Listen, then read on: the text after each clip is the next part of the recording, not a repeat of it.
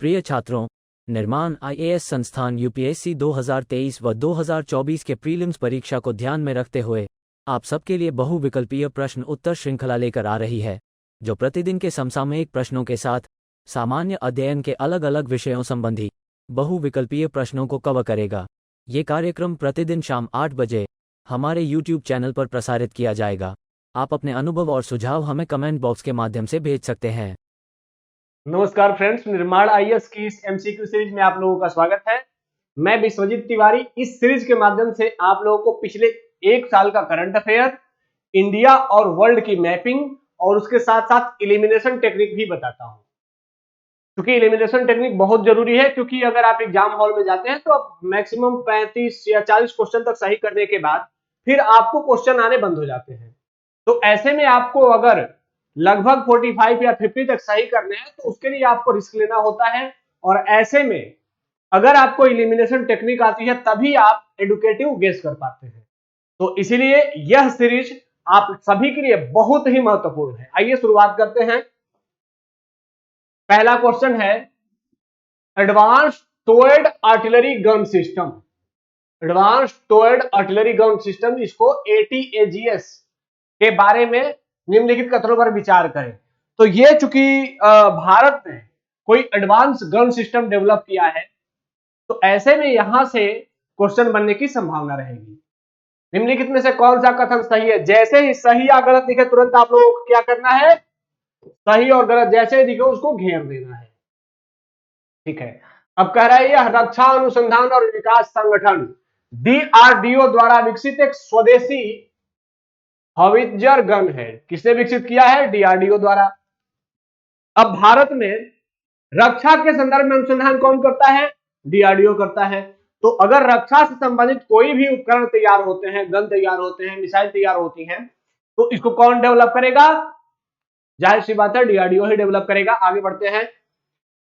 आयुष अनुसंधान और विकास प्रतिष्ठान, यह आयुष अनुसंधान और विकास प्रतिष्ठान यह एक संस्था है जो एटीएजीएस परियोजना के लिए नोडल एजेंसी है।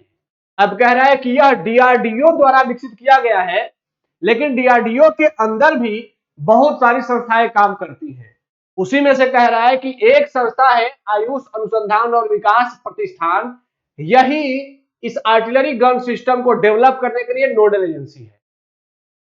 अगला, विशेष बंदूक प्रणाली artillery combat command and control system के साथ संगत है, जिसे शक्ति कहा जाता है। कहा जा रहा है कि ये जो विशेष बंदूक प्रणाली बनाई जा रही है वह artillery combat command and control system के साथ ज्वाइंट रूप से मिल करके एक शक्ति के तौर पर, उसकी ज्वाइंट जो नाम है वो शक्ति है, उसके साथ डेवलप किया गया है।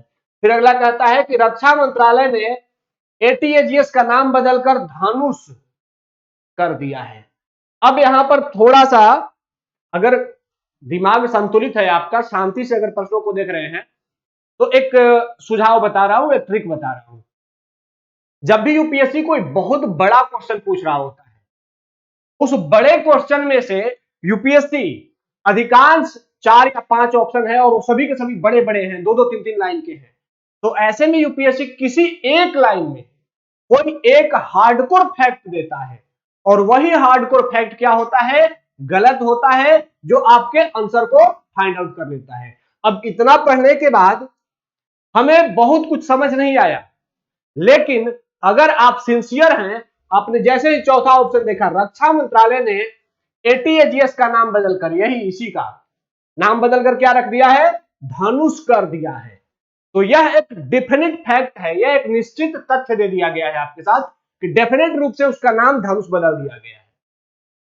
ऐसे में जब भी आप पढ़ते समय आपको लगे कि अब आपसे शायद यह प्रश्न नहीं बनेगा, तो पहले प्रश्न को पूरा पढ़ जाइए, कोई ना कोई क्लू यूपीएससी जरूर देता है। तो यहां पर धनुष वाला जो फैक्ट है, यह अगर हम गलत मान लेते हैं तो 4 नंबर अगर गलत है तो ये गलत हो गया, ये गलत हो गया। अब आपके पास 1, 2, 3 और 2, 3 दो ऑप्शंस बच गए। इन दो ऑप्शन में से देखिए 2 और 3 दोनों में कॉमन है, तो इसका मतलब है कि 2 और 3 ये सही है। अब सिर्फ पहले के बारे में सोचना है। यह डीआरडीओ द्वारा विकसित एक स्वदेशी हॉवित्जर गन है।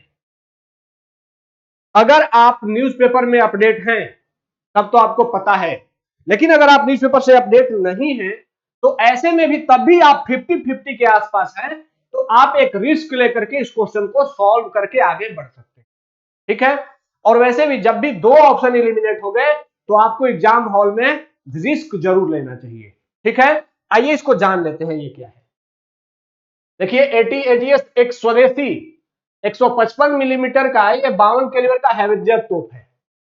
पहला ऑप्शन क्या कह रहा था कि यह DRDO द्वारा विकसित एक स्वदेशी हवित्जर गन है, तो हवित्जर गन तो है ही। अब ये किसने डेवलप किया है इसको, तो DRDO द्वारा विकसित। तो इसका मतलब कि पहला ऑप्शन सही है कि DRDO ने ही इसको डेवलप किया है और यह स्वदेशी हवित्जर गन है। दरअसल अगर आप थोड़ा सा सिंसियर होते तो यह बात आप समझ सकते थे कि अगर यह स्वदेशी रूप से विकसित नहीं होता तो यह प्रश्न ही क्यों पूछा जाता। कोई दुनिया के किसी और देश में कोई हथियार डेवलप होता है तो यूजुअली यूपीएससी उसके बारे में नहीं पूछता है। भारत में कोई नया डेवलपमेंट हुआ है तो उसी के बारे में यूपीएससी पूछेगा। तो ऐसे ही अगर आप थोड़ा सा दिमाग लगाते तो पहला ऑप्शन आप आसानी से सही कर सकते थे कि यह स्वदेशी रूप से विकसित हथियार गन है और भारत में हथियार कौन बनाता है, डीआरडीओ, तो डीआरडीओ ने बनाया है। तो इस तरीके से आपका ऑप्शन नंबर ए सही हो जाता। ठीक है, मैं बार बार कहता हूं कि यूपीएससी के प्रीलिम्स को निकालना सिर्फ नॉलेज का खेल नहीं है, बल्कि आपका प्रेजेंस ऑफ माइंड और आपकी इलिमिनेशन टेक्निक दोनों स्ट्रांग होनी चाहिए, तभी आप यूपीएससी के क्वेश्चनों को आसानी से इलिमिनेट कर पाएंगे। ठीक है, आइए अगले क्वेश्चन की ओर चलते हैं। ये क्वेश्चन देखिए, निम्नलिखित कथनों पर विचार कीजिए। व्यापार सुविधा के लिए अखिल भारतीय रोड मैप विकसित करने के लिए प्रधानमंत्री की अध्यक्षता में, अब यहां पर एक डेफिनेट फैक्ट दे दिया कि व्यापार अखिल भारतीय रोड मैप किसके लिए, व्यापार सुविधा के लिए, और किसकी अध्यक्षता में, प्रधानमंत्री की अध्यक्षता में व्यापार सुविधा पर राष्ट्रीय समिति का गठन किया गया है। एक स्टेटमेंट आपको दिया गया, उसमें एक निश्चित फैक्ट दे दिया गया है, और निश्चित फैक्ट अगर आपको पता है तो ठीक है, नहीं पता है तो आपको मैक्सिमम केस में उसको गलत मारने की प्रायिकता रखनी है। ठीक है, आगे बढ़ते हैं। समिति की स्थापना व्यापार सुविधा की अनिवार्य संस्थागत व्यवस्था का हिस्सा है। कह रहा है कि यह समिति किस लिए बनाई गई है, ताकि जो व्यापार सुविधा, ट्रेड फैसिलिटेशन, देश में व्यापार करने के लिए, ईज ऑफ डूइंग बिजनेस, व्यापार करने में सुगमता के लिए यह समिति बनाई गई है कि देश में व्यापार करने के लिए माहौल अच्छा बने। तीसरा, यह TAFA के प्रावधानों, यही है ट्रेड फैसिलिटेशन एग्रीमेंट के प्रावधानों के घरेलू समन्वय और कार्यान्वयन दोनों की सुविधा प्रदान करेगा।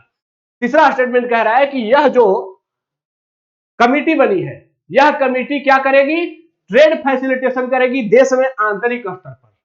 इसमें घरेलू समन्वय अर्थात बहुत सारी जो मंत्रालय जुड़ी होती हैं, कोई भी एक अगर आप कोई कंपनी शुरू करते हैं तो उसके लिए आपका अनेक मंत्रालयों से परमिशन लेना होता है, तो समन्वय करना है घरेलू स्तर पर। सभी मंत्रालयों को ज्वाइंट रूप से एक साथ समन्वयित करके किसी व्यक्ति को अगर कोई कंपनी शुरू करनी है तो उसको एक ही जगह पे अप्रूवल लेना पड़े, ना कि बार बार अलग अलग मंत्रालय से लेना पड़े। तो घरेलू समन्वय और कार्यान्वयन, और उसको सलाह भी देना है कि आप ऐसे ऐसे करेंगे तो आसानी से आपका काम, आप आसानी से कंपनी खोल पाएंगे, ट्रेड आपका आसान रहेगा, तो इसके लिए सुविधा प्रदान करेगा। अब बताइए ऑप्शन नंबर 2 और ऑप्शन नंबर 3, इन दोनों में से कोई भी स्टेटमेंट आपको ऐसा लगा कि ये निगेटिव स्टेटमेंट है? नहीं, ये दोनों के दोनों स्टेटमेंट एकदम साधारण स्टेटमेंट हैं जो कि व्यापार सुविधा से, व्यापार सुगमता से जुड़े हुए हैं। तो दोनों स्टेटमेंट जब सिंपल से हैं तो दोनों सही होने की प्रायिकता रहेगी। ठीक है, तो 2 सही है तो 2 और 3, और पहले में कह रहा है कि प्रधानमंत्री की अध्यक्षता में, हो सकता है कि प्रधानमंत्री के स्थान पर व्यापार सुगमता के लिए वित्त मंत्री की अध्यक्षता हो, वाणिज्य मंत्री की अध्यक्षता हो, या फिर कैबिनेट सेक्रेटरी की अध्यक्षता हो, कोई दूसरा व्यक्ति भी हो सकता है। तो यहां पर एक निश्चित, जैसे ही स्टेटमेंट दिया गया, पहला को गलत मारने की अगर आपने प्रायिकता रखी तो ये कट गया, ये कट गया, ये कट गया, और आपका आंसर निकल गया बी। ठीक है, अब यहां आइए इसको देख लेते हैं। व्यापार सुविधा के लिए अखिल भारतीय रोड मैप विकसित करने के लिए कैबिनेट सचिव की अध्यक्षता में, अध्यक्षता कौन कर रहा है? ईज ऑफ डूइंग बिजनेस के लिए जो कमेटी बन रही है उसकी कैबिनेट सेक्रेटरी। इसके लिए प्रधानमंत्री इसकी अध्यक्षता नहीं कर रहे हैं। हाँ, मैक्सिमम ऐसी कोई जब कोई देश स्तर की कोई बात होती है तो उसकी प्रधानमंत्री अध्यक्षता करते हैं, लेकिन हर बार नहीं। और यूपीएससी अगर ऑप्शन में उसको दे रहा है तो इसका मतलब है कि यूपीएससी आपको हिंट दे रहा है कि भाई ये कैबिनेट सेक्रेटरी साहब है, ये प्रधानमंत्री नहीं है। जैसे डिफरेंट फैक्ट दिखे आपको क्या करना है, चौकन्ने हो जाना है और उसको गलत मानने की प्रयत्न रखनी है। ठीक है, तो इस तरीके से हमने इस स्टेटमेंट को गलत करके अपना आंसर प्राप्त कर लिया। ठीक है, आइए आगे बढ़ते हैं। अब यहां पर यह क्वेश्चन, हाल ही में विश्व फुटबॉल की शासी निकाय फीफा ने भारतीय फुटबॉल महासंघ को अनिश्चित काल के लिए निलंबित कर दिया है। अब ये फीफा के बारे में हम जानते हैं कि फीफा वैश्विक फुटबॉल जो फुटबॉल संघ है उसका हेड है, वो वही वैश्विक फुटबॉल एसोसिएशन को मैनेज करती है। प्रश्न कह रहा है कि भारत को उसने अपने इस संघ से अनिश्चित काल के लिए निलंबित कर दिया है। तो अब यहां पर भारत, चूंकि फुटबॉल दुनिया में बहुत बड़ा लोकप्रिय गेम है, तो ऐसे में और भारत को वहां से निकाल दिया गया है, तो यह एक बड़ा न्यूज का मुद्दा है, तो यह जानना आपके लिए जरूरी है। आइए ऑप्शंस देखते हैं। अब कह रहा है कि फुटबॉल के साथ साथ फीफा फुटसल और बीच सॉकर के लिए शासी निकाय भी है। मतलब ये पहला स्टेटमेंट कह रहा है कि फीफा सिर्फ फुटबॉल नहीं कराती है, बल्कि फुटबॉल के साथ साथ फुटसल गेम और बीच सॉकर जैसे गेम को भी मैनेज करती है। दूसरा स्टेटमेंट है, फीफा का मुख्यालय लियोन फ्रांस में है। यहां पे देखिए, यह एक डेफिनेट निश्चित फैक्ट है, फीफा का मुख्यालय कहां है? लियोन फ्रांस में है। निश्चित हो गया। जैसे ही निश्चित स्टेटमेंट दिखे आपको सोचना है कि यह स्टेटमेंट बनाया गया है और लियोन में ही क्यों, कहीं और भी हो सकता है ना। तो जैसे ही डेफिनेट स्टेटमेंट दिख जाए चौकन्ना हो जाना है।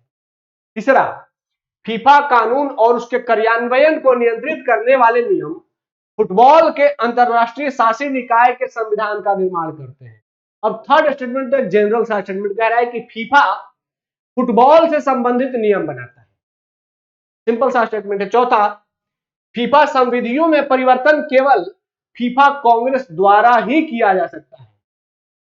अब कह रहा है कि फीफा से संबंधित जो विधान है, जो फीफा के संबंध में जो प्रावधान है, उन प्रावधानों को परिवर्तन कौन कर सकता है?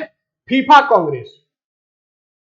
फीफा की जो डिसीजन मेकिंग बॉडी है फीफा कांग्रेस, वही परिवर्तन कर सकती है। और इसके लिए उपस्थित और वोट देने वाले संघों के 3/4 बहुमत, यहां पर देखिए निश्चित फैक्ट दे दिया की आवश्यकता होती है। अब यहां पर देखना है आपको कि 2 और 4 इन दोनों में गलत होने की संभावना है, तो कौन सा स्टेटमेंट सही पूछ रहा है? तो देखिए इसमें 2 नहीं है, इसमें 2 और 4 दोनों है, तो संभव है कि यह तो गलत ही होगा। यहां पर भी 2 और 4 दोनों है, तो यह भी संभवतः गलत ही होगा, क्योंकि या तो 2 गलत होगा या 4 गलत होगा या दोनों गलत होंगे, ये तो स्पष्ट हो रहा है। अब यहां पर हमारे पास 2 ऑप्शन है, 1 3 और 1 3 4। अब मैं एक बात आप लोगों को बता देना चाहता हूं कि जब भी, ऐसा मैंने खुद भी महसूस किया है कि जब भी यूपीएससी ने 1/4, 2/4, 3/4 ऐसे ऑप्शंस दिए हैं, तो मैक्सिमम टाइम में यूपीएससी ने उसको गलत ही दिया है। तो यह एक जो 3/4 वाला बहुमत है, यह मैक्सिमम केस में गलत होता। यह आपको चौकन्ना करने के लिए यह फैक्ट यहां पर डाला गया है।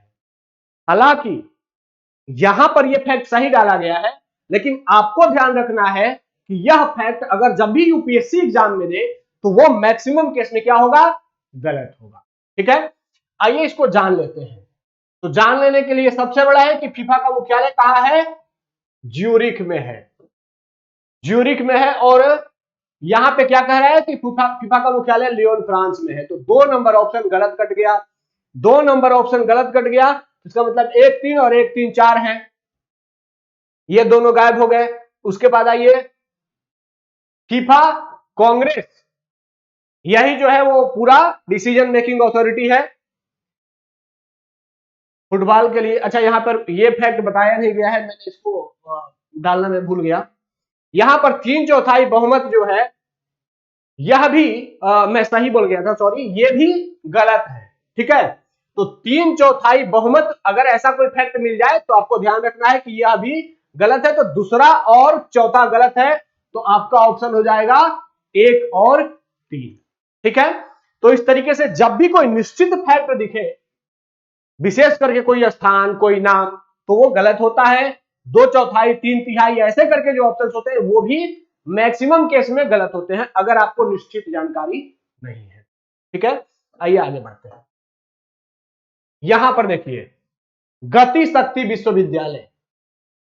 अब गति शक्ति विश्वविद्यालय बहुत ही चर्चा में रहा है, पिछले बहुत चर्चा में इसलिए रहा है क्योंकि भारत में जो भी ट्रांसपोर्टेशन से संबंधित रिसर्च होते हैं, उस रिसर्च को बेसिकली पहले जो गति शक्ति विश्वविद्यालय था, यह रेलवे मिनिस्ट्री के अंतर्गत काम करता था और रेलवे के डेवलपमेंट से जुड़ा हुआ, रेलवे के रिसर्च से जुड़ा हुआ यह विश्वविद्यालय था।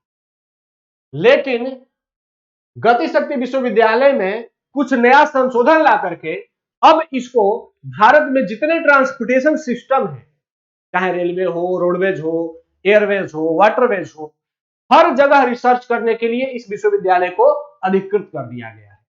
तो इसीलिए अब यह विश्वविद्यालय एक इंपॉर्टेंट विश्वविद्यालय हो गया है और यहां से प्रश्न पूछे जाने की संभावना है। आइए देखते हैं। लोकसभा द्वारा केंद्रीय विश्वविद्यालय संशोधन विधेयक 2022 पारित किया, जो गति शक्ति विश्वविद्यालय को एक केंद्रीय विश्वविद्यालय के रूप में स्थापित करने का प्रयास कर। अब यहां पर पहला स्टेटमेंट कह रहा है कि लोकसभा ने एक विधेयक पारित करके गति शक्ति विश्वविद्यालय को एक केंद्रीय विश्वविद्यालय बनाने का प्रयास किया। ठीक है, पहला स्टेटमेंट है। दूसरा, गति शक्ति विश्वविद्यालय एक बहुविषयक और बहुआयामी संस्थान होगा और राष्ट्रीय शिक्षा नीति के लागू होने के बाद पहला केंद्रीय विश्वविद्यालय होगा। अब आपसे यूपीएससी डिमांड कर रही है, स्टेटमेंट डिमांड कर रहा है कि आपको पता होना चाहिए कि हमारे यहां नेशनल एजुकेशन पॉलिसी, राष्ट्रीय शिक्षा नीति हाल में कब लागू की गई थी।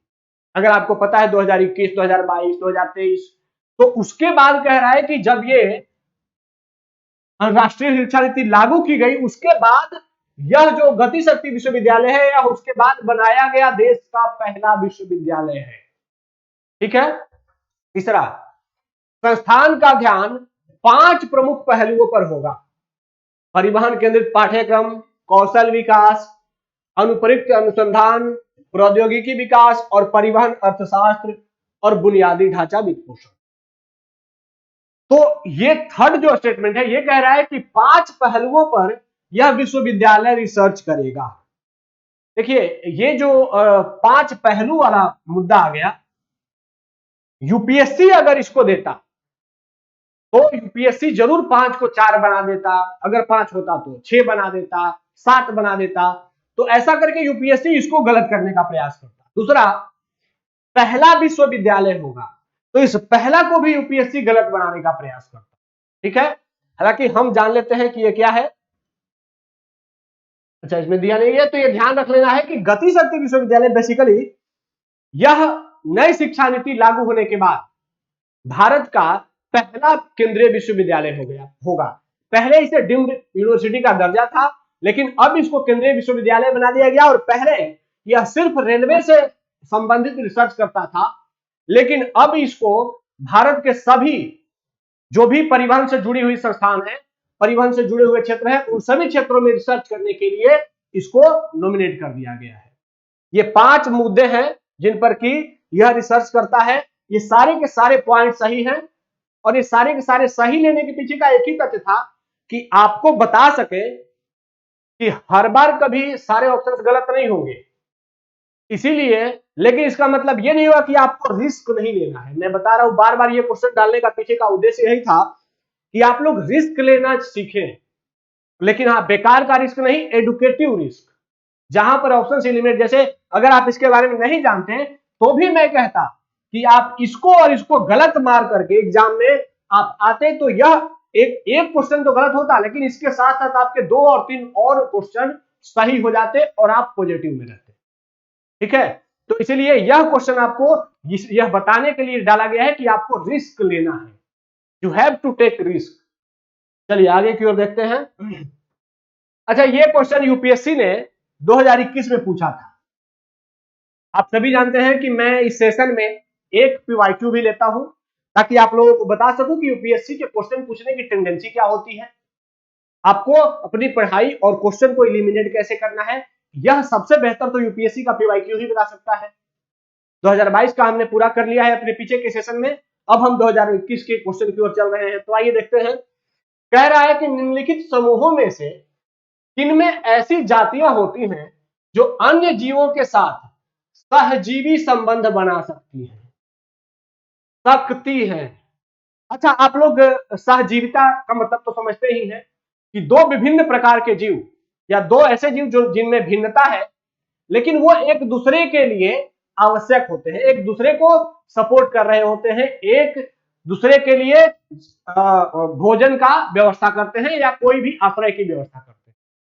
बहुत सारे ऐसे जीव होते हैं जो कि एक दूसरे के लिए आश्रय की व्यवस्था, जैसे कौवा या कोई भी पक्षी अगर भैंस के या अन्य कोई जानवरों के पीठ पर बैठ करके उसके जुए को खा जाता है तो इससे क्या होता है, जानवरों को जुए से मुक्ति मिलती है और उस पक्षी को भोजन मिल जाता है। तो यह सहजीवी संबंध है, दोनों का एक दूसरे से लाभ हो रहा है। अब दुनिया में आपने अगर सोचना शुरू हो, ऐसे प्रश्न आ जाए तो कोई ऐसा जीव बताइए जिसका दुनिया में किसी न किसी जीव से कोई सहजीवी संबंध होगा ही नहीं। कोई भी ऐसा जीव आपको दुनिया में नहीं मिलेगा जो कि किसी न किसी दूसरे जीव पर निर्भर नहीं हो। कोई जीव नहीं मिलेगा, शायद ही ऐसा कोई जीव आपको मिलेगा जो कि ऐसा हो। तो ऐसे में यूपीएससी आपका क्या टेस्ट करना चाह रहा है, नॉलेज नहीं टेस्ट करना चाह रहा है, यूपीएससी आपका प्रेजेंस ऑफ माइंड टेस्ट करना चाह रहा था इस क्वेश्चन के माध्यम से। अब नाम उसने कुछ टेढ़ा सा दे दिया, नाइडेरिया, कवक, प्रोटोजोआ, और अब यूपीएससी कह रहा है कि बताइए कौन सा ऐसा जीव है जो सहजीवी संबंध बना सकता है। अरे भाई, सभी जीव सहजीवी संबंध बना सकते हैं, मैक्सिमम जीव सहजीवी संबंध बना सकते हैं।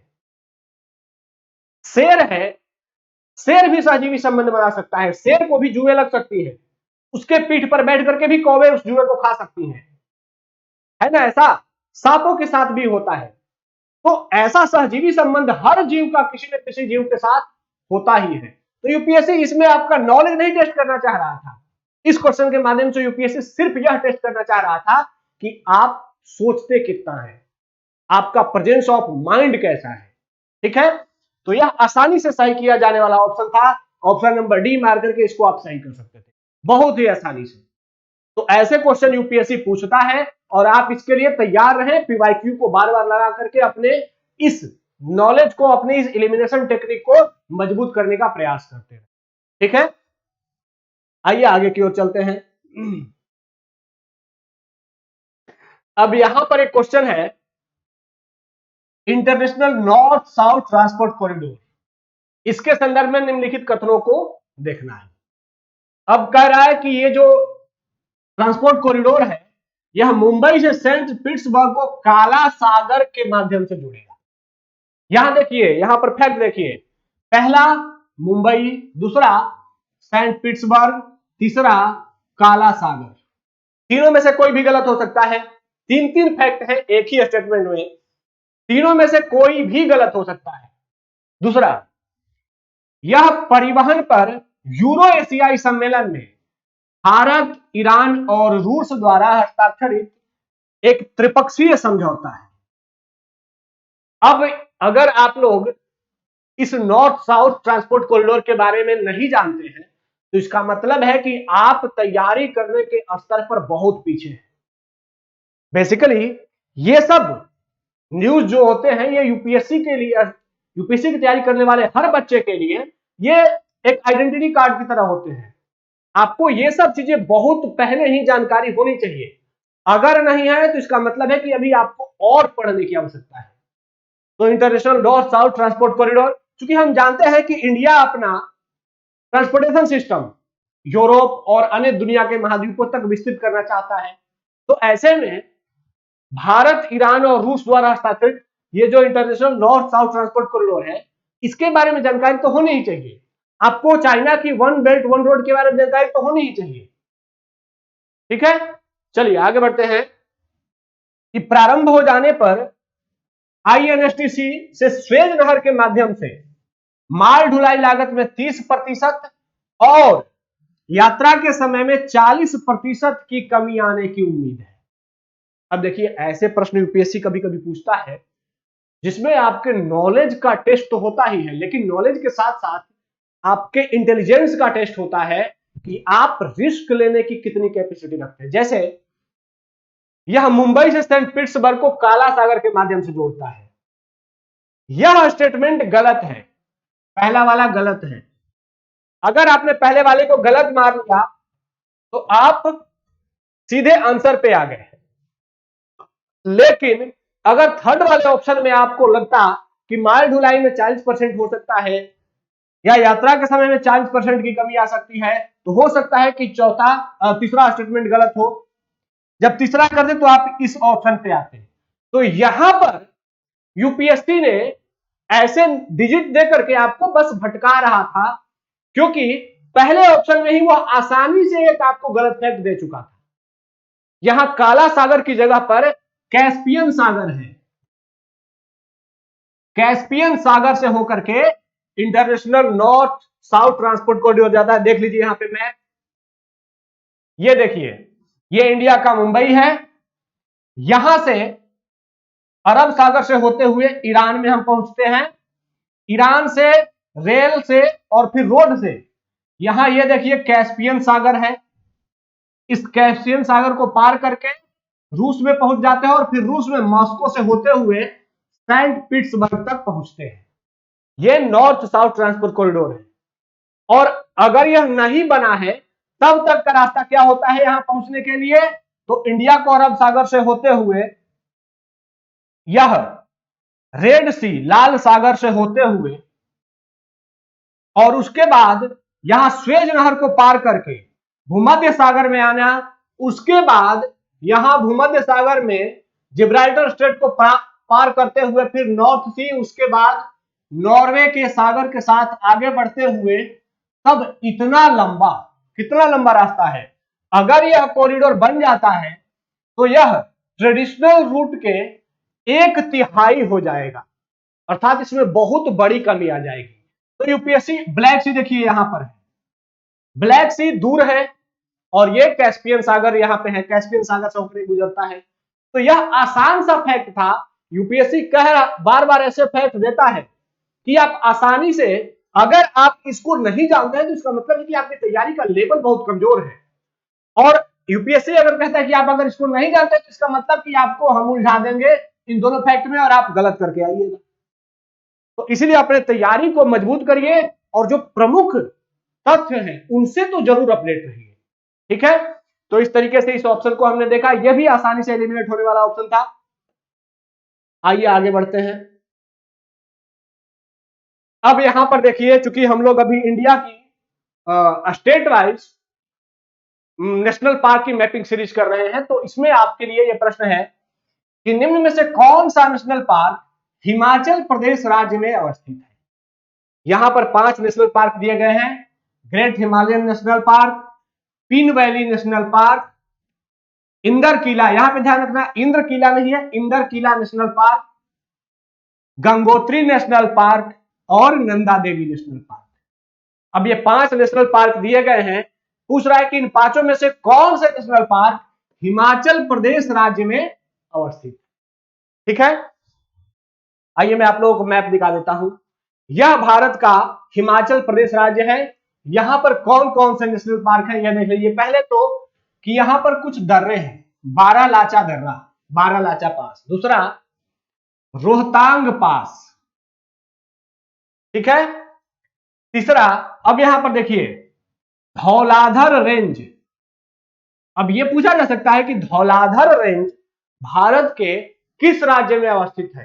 जम्मू कश्मीर, हिमाचल प्रदेश, उत्तराखंड, ऐसे पूछा जा सकता है। तो इन सब चीजों को ध्यान रखेंगे। अब कह रहे हैं कौन कौन से नेशनल पार्क हैं। तो पहले देखिए पीन वैली नेशनल पार्क दिख रहा है आप लोगों को, ग्रेट हिमालयन नेशनल पार्क, यहां पर देखिए इंदरकीला नेशनल पार्क, ग्रेट हिमालयन यहां पर है, सिंबलबारा नेशनल पार्क, और एक है खीर गंगा नेशनल पार्क। तो यहां पर Pin valley national park, Khir Ganga national park, Inderkila national park, great Himalayan national park और सिंबलबारा नेशनल पार्क, ये कुछ नेशनल पार्क यहां पर हैं। और धौलाधर रेंज भी हिमाचल प्रदेश राज्य में है, रोहतांग पास और बारालाचा पास भी इसी राज्य में है। तो अब आइए प्रश्न पे देखते हैं। तो हम लोगों ने देखा कि ग्रेट हिमालयन नेशनल पार्क है, तो पहला तो होगा, ये ऑप्शन खत्म हो गया। पीन वैली नेशनल पार्क भी है, तो पहला और दूसरा, तो पहला और दूसरा सब में है। इंदरकीला नेशनल पार्क, पहला दूसरा तीसरा, यहां पर तीसरा नहीं है, कट गया। तो पहला दूसरा और तीसरा ये इंदरकीला, पीन वैली और great Himalayan national park Himachal Pradesh में है। जबकि गंगोत्री और नंदा देवी यह दोनों किस राज्य में है, यह आप लोग कमेंट में बताएंगे। ठीक है, कि गंगोत्री नेशनल पार्क और नंदा देवी नेशनल पार्क भारत के किस राज्य में है, ये आप लोग कमेंट में बताएंगे। आप लोगों के लिए कमेंट के लिए क्वेश्चन है, ये वर्ल्ड मैपिंग का क्वेश्चन है। इसमें कुछ प्रमुख खाड़ी दिए गए हैं और वे किस देश से जुड़े हुए हैं, इसको मिलाना है। कौन कौन सी खाड़ी है? हडसन की खाड़ी, कारपेंट्रिया की खाड़ी, मोबिल की खाड़ी और गिनी की खाड़ी। और यहां पर ये 4 देश दिए गए हैं, अमेरिका, नाइजीरिया, कनाडा और ऑस्ट्रेलिया। आपको इन चारों को मिलाना है और इन ऑप्शंस में से ए बी सी डी में से कौन सा सही है, इसको कमेंट बॉक्स में कमेंट करके बताना है। ठीक है, तो इस तरीके से मैं हट जा रहा हूं, आप लोग इसको एक बार स्क्रीनशॉट ले लेंगे। ठीक है, तो इस तरीके से आज हमने एलिमिनेशन टेक्निक के साथ साथ करंट अफेयर, इंडिया और वर्ल्ड की मैपिंग भी देखी।